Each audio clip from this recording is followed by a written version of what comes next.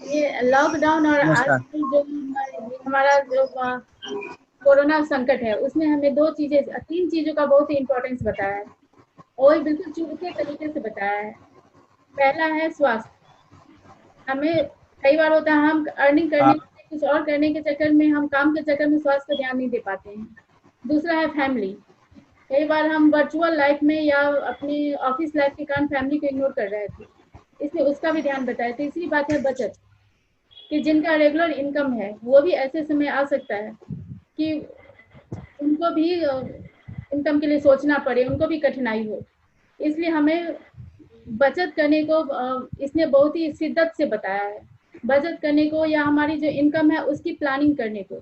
Planning तो हम naturally करते ही थे, लेकिन जितने इस समय हमें फील हो रहा है कि 4 महीने के लॉकडाउन में ही हम एक तरह से प्रेशर में आ गए हैं।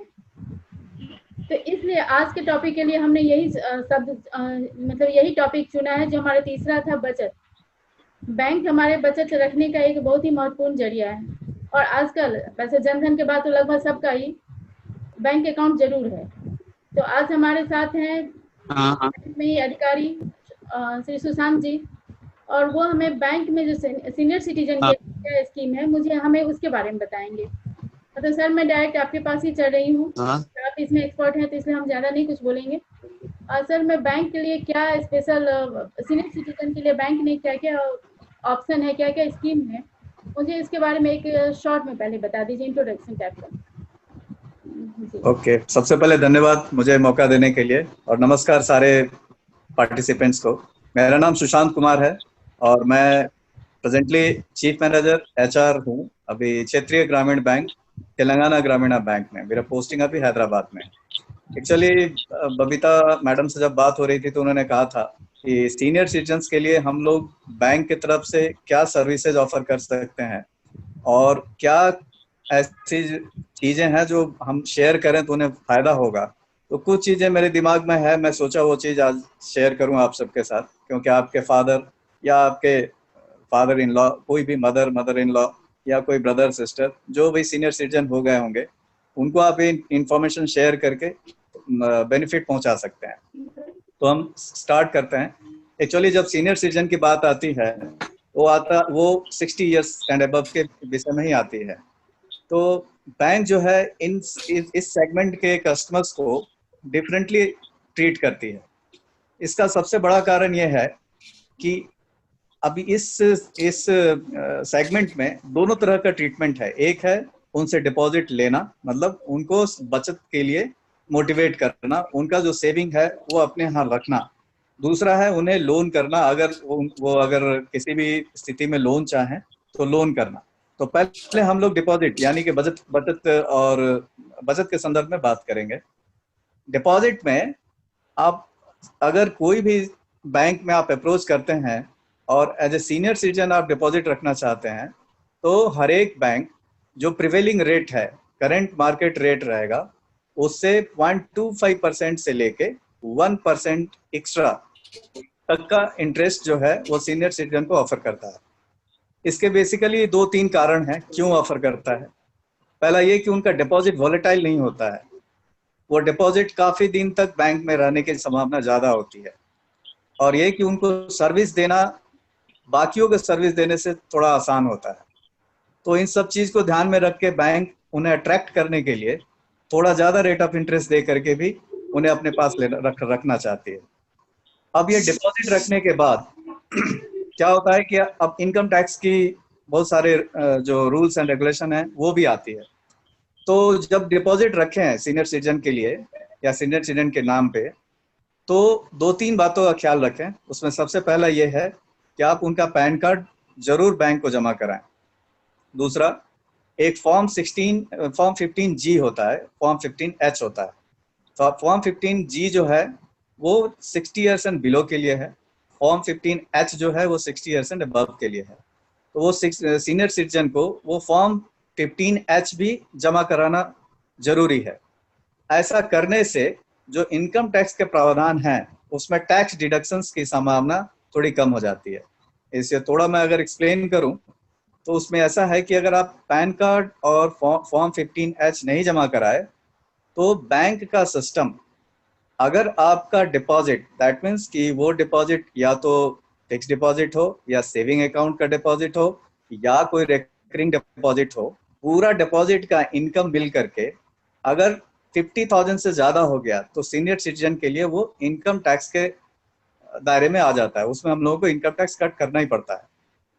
तो अगर आप 15G, 15H and pan card दो जमा करा के रखे हैं तो बैंक को ये पता होता है कि उसमें इनकम टैक्स कट करना है या नहीं। अब आपकी जैसे senior citizen income tax slab 3 lakh से स्टार्ट होता है, तो अगर आप डिक्लेरेशन यानी 15H आप जमा किए हुए हैं और बता रहे हैं कि आपका इनकम उतना नहीं है, तो आपका जो डिडक्शन है वो 0 रहेगा। पूरा इनकम जो है वो पूरा का पूरा इनकम आपके पास आ जाएगा। यानी कि एक सर्टेन अमाउंट आप डिपॉजिट कर रहे हैं तो उस पर इंटरेस्ट जनरेट हो रहा है, यानी वो इनकम है।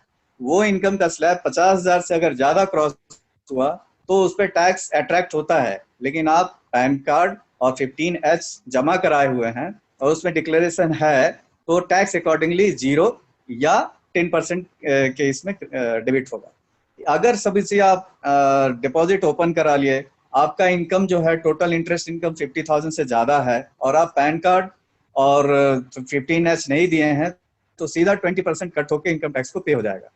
ये अलग बात है कि बाद में आप उसको अपने फिर से क्लेम कर सकते हैं ई फाइलिंग, मतलब अपना इनकम टैक्स रिटर्न फाइल करके। तो ये थोड़ी सावधानियां हैं डिपॉजिट में, ये डिपॉजिट में जब करते हैं तो ये थोड़ी सावधानियों को ध्यान में रखें।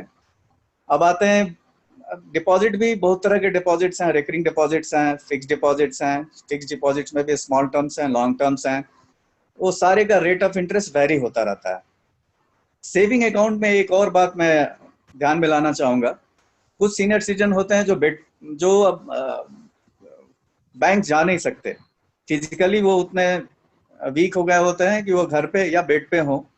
तो इस स्थिति में अगर आपको अकाउंट ऑपरेट कराना है तो उसमें एक प्रावधान है कि उस जिस दिन बैंक से पैसा विड्रॉ करना है उसके एक दिन पहले बैंक के ब्रांच मैनेजर को एक एप्लीकेशन उनके उनके सिग्नेचर से देना होता है।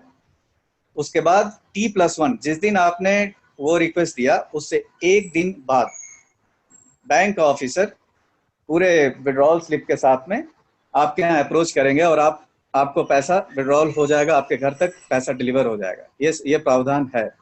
अभी रिसेंटली ये जैसे बबीता मैडम ने चर्चा किया लॉकडाउन का पीरियड में, तो आरबीआई ने इसमें स्पेसिफिक गाइडलाइन भी दिया है कि हम लोग मतलब बैंकिंग कंपनी जो है वो स्पेशली कुछ ब्रांचेज ओपन करे, आइडेंटिफाई करे, जिसमें सिर्फ और सिर्फ उन सारे कस्टमर को सर्विस दिया जा सके जो बैंक अटेंड नहीं हो सकते हैं, जो सीनियर सिटीजन हैं या फिजिकली हैंडीकैप हैं, उन लोगों को यह सर्विस ऑफर किया जा सके। तो इस पर भी बहुत जोर शोर से काम चल रहा है। तो कभी कभार ऐसी स्थिति होती है कि तबीयत बहुत खराब है, वो बैंक नहीं आ पा रहे हैं, तो ऐसी स्थिति में आप बैंक अप्रोच कर सकते हैं और वो ऑफिसर जो है बैंक ऑफिसर आपके घर जाके पैसे दे के वहां से रिसिप्ट साइन करा के ला के जमा करा सकते हैं। ये तो हुआ पूरा डिपॉजिट का। अब आते हैं हम लोग पेंशन के ऊपर। अब सीनियर सिटीजन के लिए लोन का भी प्रावधान है। बहुत सारे बैंक लोन देते हैं, लेकिन वो लोन उनको ही दिया जाता है जो एग्जिस्टिंग पेंशनर्स हो, जिनका पेंशन अकाउंट उस बैंक में हो, और उस पेंशन अकाउंट के बेस पे वो अगर लोन के लिए अप्रोच करें तो बैंक लोन देती है। सारे बैंक का जो एज लिमिट है वो लगभग 60 से 75 से 76 ईयर्स तक है, और टेन्योर जो है वो 5 ईयर्स है, maximum 5 years. So whichever is earlier, या तो 5 साल नहीं तो मैक्सिमम 75 ईयर्स तक के लोन ऑफर होते हैं। इस लोन में लोन का अमाउंट जो कंपोनेंट है, कोई बैंक 14 लाख 15 लाख भी देता है, कोई बैंक 10 लाख का कैप लगा के है, और डिफरेंट स्कीम्स है, उसके ऊपर ये लोनिंग किया जाता है। लेकिन हम लोग कभी भी सीनियर सिटीजन को इस लोन ट्रैप में डालना नहीं चाहते हैं, क्योंकि अगर ऐसा अर्जेंसी आ गया तो ही हम लोग इस लोन को प्रेफर करते हैं। अदरवाइज ये प्रोडक्ट एक है जो उन लोगों के लिए है जो जब उनको बहुत ज्यादा हेल्थ का प्रॉब्लम हो गया और कुछ ऐसा हो गया, उनको अर्जेंट पैसे की रिक्वायरमेंट है, तो हम लोग ये मतलब बैंक की तरफ से ये लोन दिया जाता है। तो ये लोन में और बहुत ज्यादा वेराइटीज है नहीं, केवल पेंशनर्स को ही लोन ऑफर होता है। मान लीजिए कोई सीनियर सिटीजन है, उनको पेंशन ही नहीं है और उनको लोन चाहिए, तो ऐसे स्थिति में उनके जो जमा खाता है, जो डिपॉजिट है, मान लीजिए वो 1 लाख का डिपॉजिट किए हुए हैं, वो डिपॉजिट अभी रिसेंटली किया और वो ब्रेक नहीं करना चाह रहे हैं, तो उस स्थिति में बैंक उसी डिपॉजिट को सिक्योरिटी रख के उसका 80% 90% तक अमाउंट डिसबर्स कर देती है, और उसका रेट ऑफ इंटरेस्ट वही होता है जो रेट ऑफ इंटरेस्ट पे वो डिपॉजिट फिक्स हुआ हो प्लस 2%। तो ऐसे स्थिति में क्या होता है कि शॉर्ट टर्म के लिए उनको कोई पैसे की जरूरत हुई, वो यूज कर लिए और बाद में वो लोन का पैसा भर दिए, तो उनका डिपॉजिट जिस स्कीम में है वो स्कीम में कंटिन्यू हो जाता है और कोई डिडक्शंस के चार्जेस ये सब नहीं लगते हैं। तो ऐसे स्थिति में इस तरह के भी लोन हम लोग, मतलब जिसको हम लोग डिमांड लोन बोलते हैं, ये डिमांड लोन भी दिया जाता है। सीनियर सिटीजन के रिलेटेड मैं जितना समझ पाया थोड़ा ये मैं बताना चाह रहा था, और समय का जो मैं देख रहा हूँ कि जितना मुझे अलॉट किया गया शायद उससे मैं ज्यादा ले रहा हूँ, नहीं इसलिए अभी हमारे पास टाइम है। ओके। और नहीं, आप लोग भी अगर कुछ पूछना चाहे तो पूछें इस संदर्भ मैं में। एक और पूछना चाहूंगी कि जो सीनियर सिटीजन सेविंग स्कीम जिसे बोलते हैं, एसएस, हाँ हाँ हाँ, हाँ, उसके बारे में मैं वो थोड़ा पोस्ट जानना चाहूंगी। तो इसके एक्चुअली कौन कर सकते हैं और कौन नहीं कर सकते हैं? हाँ हाँ, सीनियर सिटीजन सेविंग स्कीम जो है ये पोस्ट ऑफिस में ओपन होने वाली स्कीम है। आप बैंक उसी के विषय में में, पूछ रही हैं? और शायद मैंने सुना इसका फॉर्म बैंक में मिलता है, तो ये पोस्ट ऑफिस का ही स्कीम है। हाँ, ये पोस्ट ऑफिस में होता है। एक्चुअली पोस्ट ऑफिस के रिलेटेड एक्टिविटीज को मैं बहुत ज्यादा ये नहीं देखा, तो बैंक इसलिए से मैं इस चीज को रिलेटेड है। हाँ, एफडी के लिए भी बैंक में तो कुछ स्पेशल जो आपने एक तो बताया ही कुछ है, और मुझे एक तो हाँ एफडी के लिए थोड़ा सा जानकारी चाहिए था। हाँ, हाँ, एफडी के लिए क्या, सीनियर सिटीजन के लिए क्या वही फिक्स स्पेशल? डिपॉजिट करने के लिए सीनियर सिटीजनशिप अकाउंट्स में 1.25% से लेके 1% ज्यादा तक का इंटरेस्ट ऑफर किया जाता है। ये वेरी करता है बैंक टू बैंक।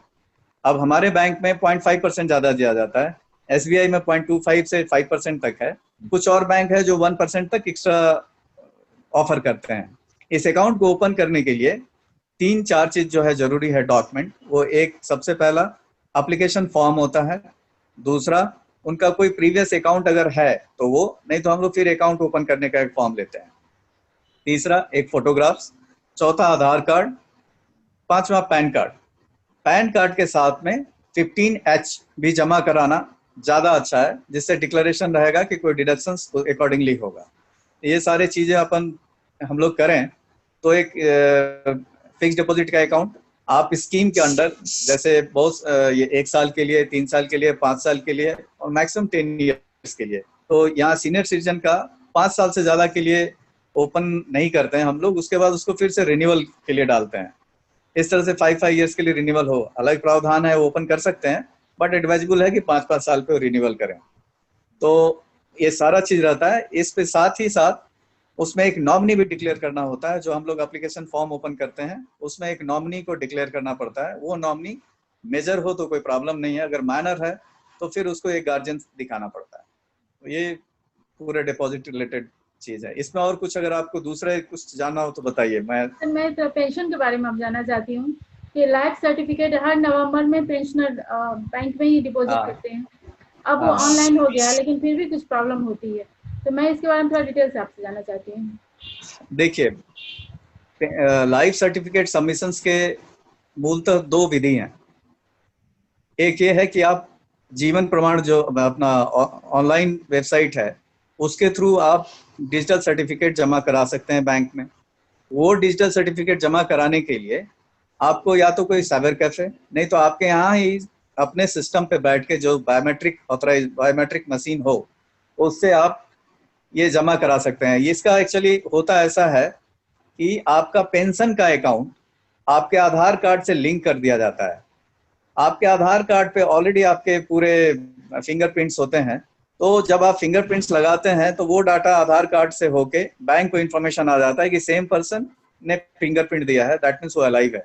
तो इससे घर बैठे या अपने नियरेस्ट सेंटर पे जाके भी आप लाइफ सर्टिफिकेट जमा करा सकते हैं। दूसरा विधि है जो हम लोगों के अभी प्रचलन में है, बाकी बैंक अभी इस चीज को कंटिन्यू कर रहे हैं या नहीं मैं पूरा कंफर्म नहीं हूँ।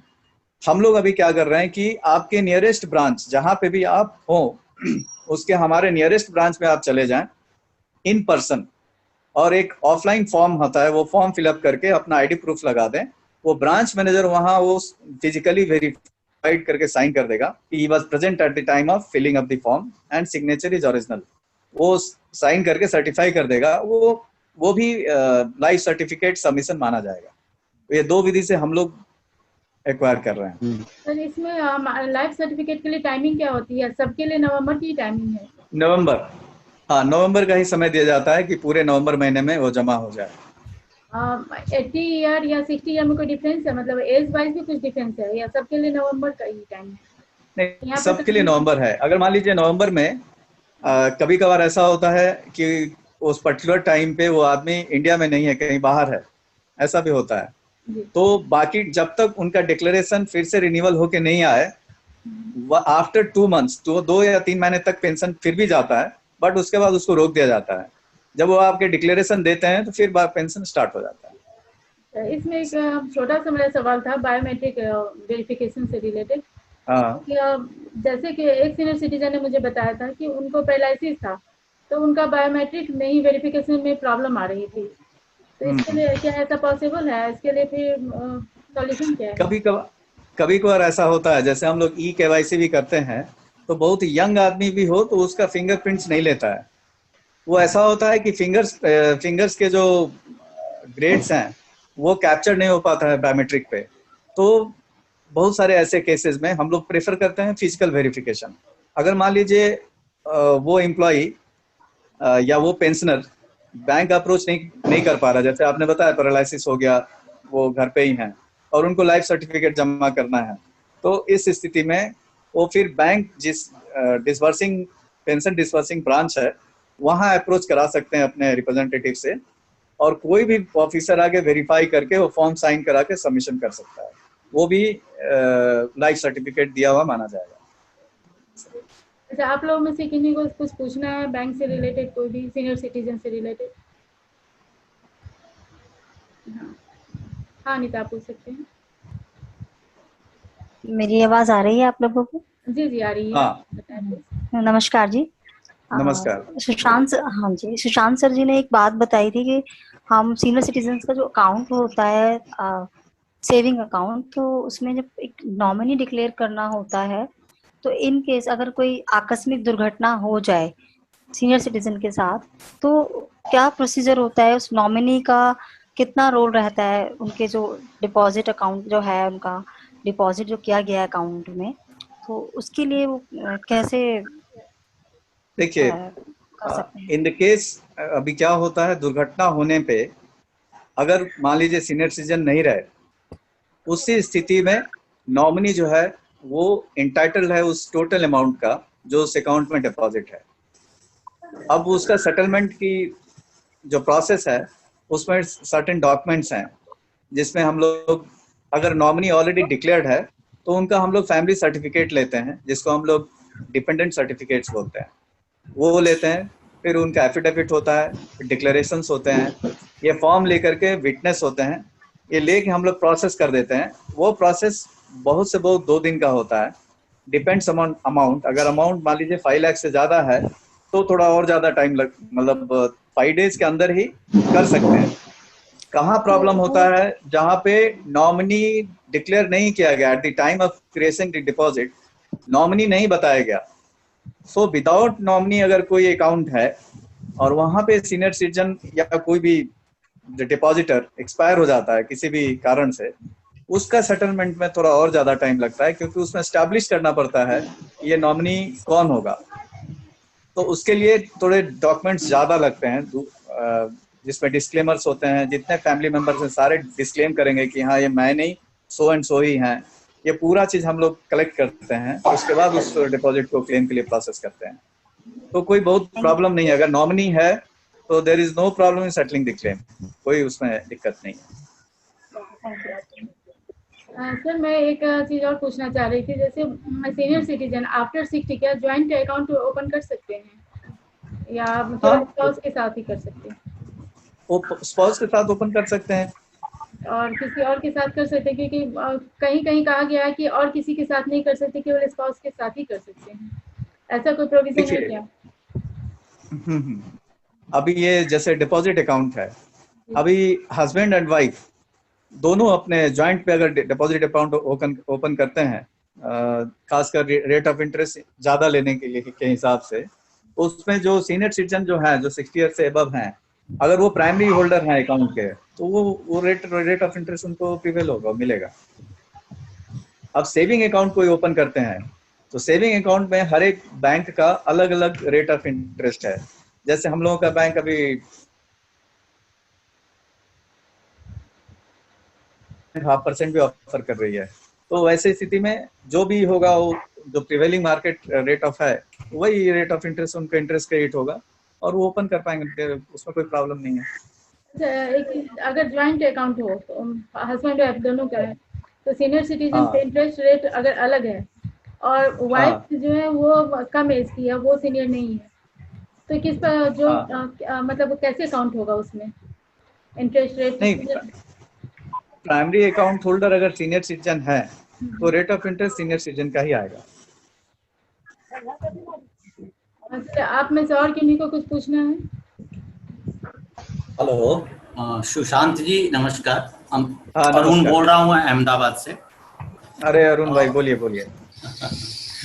पहली दो चीजें आपने बताई। पहले तो डिफरेंशिएट कीजिए सीनियर सिटीजनशिप और सुपर सीनियरशिप, ये दो चीजें, क्योंकि मैंने अभी अहमदाबाद मर्केंटाइल बैंक में जस्ट ही आज ही मैंने देखा कि there are two different differentiate between senior citizen and super senior citizen.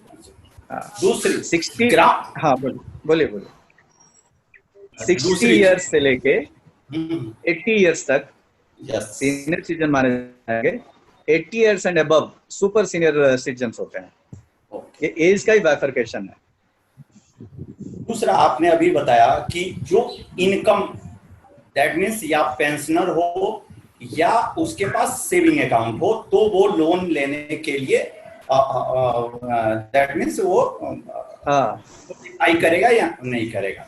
लेकिन जो कॉमन मैन है, कॉमन सीनियर सिटीजनशिप, उसके लिए बैंकों के पास क्या प्रावधान है? ना मेरे पास सेविंग अकाउंट है और ना मेरे पास पेंशनर है। आप जानते हैं ग्राउंड रियलिटी कि कितने पेंशनर हैं और कितनों के पास सेविंग अकाउंट है जो फुल ऑफ 5, 10, 20 लाख या अबव। ओके, देखिए इस केस में लोन जो होता है वो कभी भी होता है किस चीज पे? इनकम बेस पे। आपका इनकम क्या है उसके ऊपर लोन डिसाइड होता है, डिसबर्स होता है, क्योंकि उसमें रीपेमेंट चेक करना बैंक की सबसे प्राथमिकता होती है उसमें। तो आपने जैसे बताया कि उनका कोई अकाउंट भी नहीं है, कोई डिपॉजिट भी नहीं है, पेंशन भी नहीं आ रहा है, तो सोर्स ऑफ इनकम क्या है उस पर डिपेंड करेगा कि उनको लोन मिलेगा या नहीं। पहला चीज, वो लोन पेंशनर लोन होगा ये कंफर्म, ये तो कंफर्म है कि वो पेंशन लोन नहीं होगा। वो पर्सनल लोन हो सकता है, वो पर्सनल लोन हो सकता है, डिपेंड करेगा कि उनका सोर्स ऑफ इनकम क्या है। बिकॉज लोन जो है वो रीपेमेंट होना जरूरी है, तो उनका रीपेमेंट होने के लिए इनकम होना जरूरी है, तो उस बेस पे ही डिसाइड होगा कि उनको कौन सा लोन दिया जा सकेगा। और किसी का कोई क्वेश्चन है? तो हम लोग अब अपने सेशन के लास्ट में ही हैं, टाइम भी हो गया है। सर मुझे एक लास्ट क्वेश्चन ये था मेरा कि अगर जॉइंट होल्डर में से किसी की डेथ हो जाती है, जैसे कि हस्बैंड की डेथ हो गई, वाइफ है, तो इसमें और वाइफ का पैन कार्ड नहीं है या, तो उसको लेने के लिए, उसका बेनिफिट लेने के लिए क्या क्या डॉक्यूमेंट सबमिट करना होगा? देखिए, जो अकाउंट ओपन होता है, आप ये सेविंग अकाउंट के लिए पूछ रहे हैं, जो अकाउंट ओपन होता है उसके ऑपरेशन के मोड होते हैं। उसमें एक होता है ज्वाइंटली, अगर वो अकाउंट दोनों मिलकर के ही चलाने वाले हैं तो उसका सेटलमेंट का डिफरेंट प्रोसेस है। अगर एक होता है आइदर और सर्वाइवर, यानी कि जो सर्वाइव हो रहा है वो नहीं तो उसके जाने के बाद दूसरा, तो उसका सेटलमेंट के प्रोसेस अलग होते हैं। एक्चुअली ये दोनों में बस यही डिफरेंस है कि उसका ऑपरेशन कैसे हो रहा है, उस अकाउंट को ऑपरेट करने के लिए क्या इंस्ट्रक्शन दिया गया स्टार्ट में अकाउंट ओपनिंग कस्टमर्स द्वारा। अगर वो बोला गया कि हम दोनों आदमी साइन करके चेक दें तो ही आप एक विड्रॉल दीजिएगा, तो वो ज्वाइंटली ऑपरेटेड अकाउंट हो गया। अगर ऐसा रहा कि आइदर और, यानी कोई भी एक आदमी अगर आइदर और सर्वाइवर होता है, यानी कि जो आदमी अभी लाइव है उसके सिग्नेचर से वो अकाउंट चल रहा है। मान लीजिए उसको कुछ हो गया तो आइदर और सर्वाइवर के मोड में इस जो नेक्स्ट जो बच गया उसमें ज्वाइंट में जिसका नाम है वो उस अकाउंट को ऑपरेट कर सकता है आफ्टर प्रोड्यूसिंग डेथ सर्टिफिकेट, मतलब उसका अलग डॉक्यूमेंट्स है, वो करके कर सकता है। थैंक यू सर, आपने हमें काफ़ी अच्छी जानकारी दी इतने कम समय में। और स्पेशली मैं आपका इसलिए भी थैंक यू करना चाहूँगी कि अभी मैं अपने दर्शकों को बताना चाहूँगी कि सर अभी कोरोना पॉजिटिव है, उससे सर्वाइव कर रहे हैं, तो इसके लिए तो मैं कांग्रेचुलेसन भी दूंगी। और आपके अच्छे हेल्थ के लिए क्वारंटाइन में है तो उसका टाइम का हमने थोड़ा यूटिलाइज कर लिया। Thank you ma'am. आपके अच्छे स्वास्थ्य की हम कामना करते हैं कि आप रहें, हमें अच्छी जानकारी देते रहें। और आप सब भी अपने से समय निकाल के हमारे प्रोग्राम में आए, समय निकाला, आप सबका बहुत बहुत धन्यवाद, हार्दिक धन्यवाद। और आप लोग एक छोटी सी सूचना भी देना चाहूँगी कि CLF एक अपनी मैगजीन ला रहा है, जैसे हमने पहले भी घोषणा किया है, अपनी एक मैगजीन ला रहा है हिंदी और इंग्लिश में, और अपना एक लॉन्च मोबाइल ऐप भी, एंड्रॉयड ऐप भी लॉन्च कर रहा है। तो हो सकता है नेक्स्ट संडे को हम इस टाइप का नहीं कोई प्रोग्राम करके वो हमारे एक तरह से इसका पत्रिका का लॉन्च का प्रोग्राम होगा, विमोचन समारोह होगा। तो मैं उसके लिए आप लोग अभी से इनवाइट कर रही हूँ। हालांकि उसके बाद तो कहूँगी कुछ लोग थोड़ा सा कुछ लोग थोड़े से, आज हम प्रोग्राम थोड़ा जल्दी से खत्म कर रहे हैं क्योंकि सर का भी कहीं और एंगेजमेंट है और इसलिए हमें वो जल्दी करना पड़ा। अभी कुछ लोग आ रहे हैं हमारे। चलिए, आप सबका बहुत बहुत थैंक यू सर। धन्यवाद। Thank you for calling. Thank you.